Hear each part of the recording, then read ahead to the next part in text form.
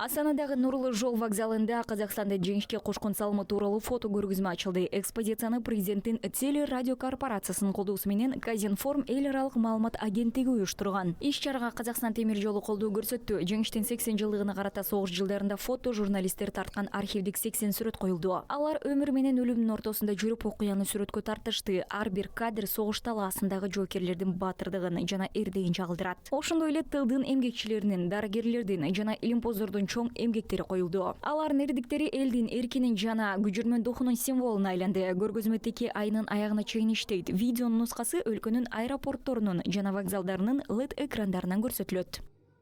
Көп архивдерде иштедик. Анын ичинде өзүнчө фонддор бар, мамлекеттик музейлер, китепканалар, Казакстан менен Орусиянын архивдеринде да иштедик. Миңдеген сүрөттөр колго топтолду, тандалып жыйналды. Алардын ичинен бул көргөзмө үчүн атайын 80 картина койдук. 80 жылдыкка 80 сүрөт. 80 сүрөтүн чыгардык. 80 жылдыкка орай 80 сүрөт. На этой фотовыставке 4 блока.